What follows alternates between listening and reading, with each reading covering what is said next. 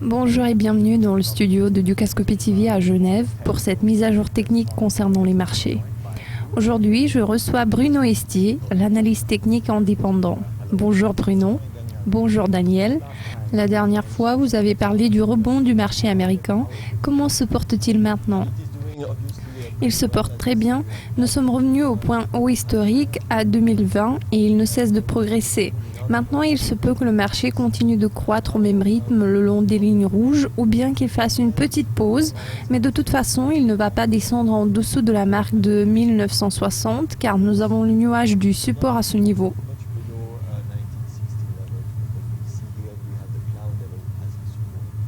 A-t-on rebondi trop rapidement et trop haut ? Pas forcément. Si nous adoptons une perspective à long terme et analysons les graphiques hebdomadaires des 2 dernières années et demie, nous constatons qu'à chaque fois que nous voyons des spikes sur les lignes rouges, nous voyons des points bas sur le VIX dans la partie supérieure du tableau. La dynamique avait tendance à s'accélérer par la suite et à chaque fois on atteignait un nouveau plus haut. Par conséquent, nous sommes relativement sûrs d'atteindre le niveau de 2141 dans les prochains mois.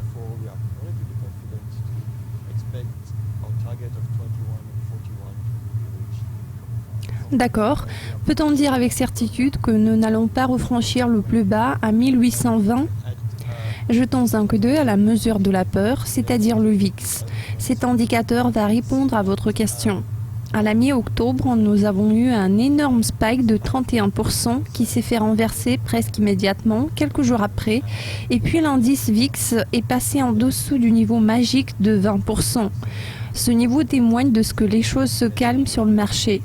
À l'heure actuelle, nous devrions nous attendre à un rebond dans une fourchette relativement étroite, comprise entre 14 et 17%, car c'est la saison jugée favorable qui dure d'octobre à mars. Que diriez-vous sur l'Asie ?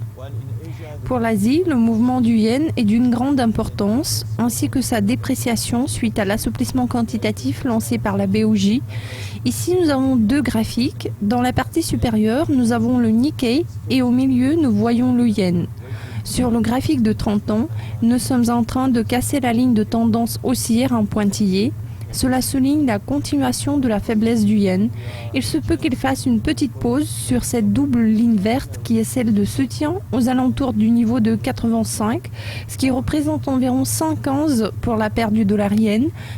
Mais on n'est pas certain qu'il s'arrête là pour longtemps, car la dynamique est toujours en baisse et les oscillateurs momentum pointent vers le bas. Jusqu'où le yen peut-il aller ? Le yen pourrait continuer à reculer, tandis que le Nikkei continuerait de progresser. Dans la partie supérieure, nous voyons le yen sur la ligne orange. Dans la partie inférieure, nous avons le Nikkei. Sur le graphique hebdomadaire, nous voyons grimper plus haut des points bas du Nikkei. Nous avons une sorte de plafond au niveau de 16 300, ce qui représente une forme triangulaire qui est tout à fait typique.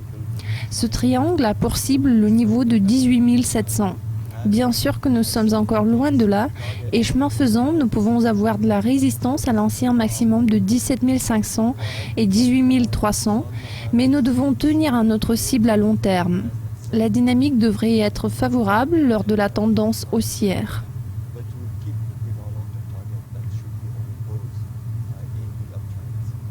Alors, regardons un peu ce qui se passe en dehors du Japon. En dehors du Japon, il ne se passe pas grand-chose. Regardons les marchés émergents. Dans la partie supérieure du graphique, nous voyons la ligne orange en pointillé, qui est la force relative des marchés émergents contre le S&P 500. Et la seule chose que nous observons, c'est que la courbe s'aplatit après une tendance à la baisse. Cela signifie que les marchés émergents ne sont pas des leaders dans ce mouvement et on n'a qu'à espérer qu'ils suivent le marché américain en atteignant leur point bas après leur plancher qu'on a enregistré à la mi-octobre. Quelles sont les tendances et les perspectives que vous envisagez pour les marchés européens ? Pour l'Europe, il y a malheureusement de mauvaises nouvelles.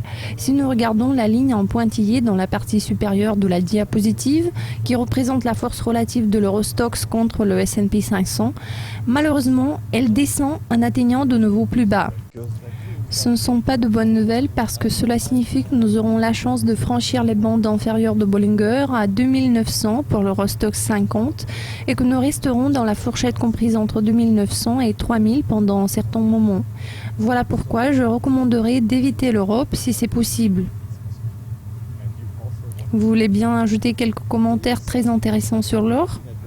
Oui, parce qu'en ce moment, personne n'y fait attention, tandis que l'or a atteint des niveaux techniques très intéressants à 11,80, qui a été un niveau de soutien pendant 1 an et demi.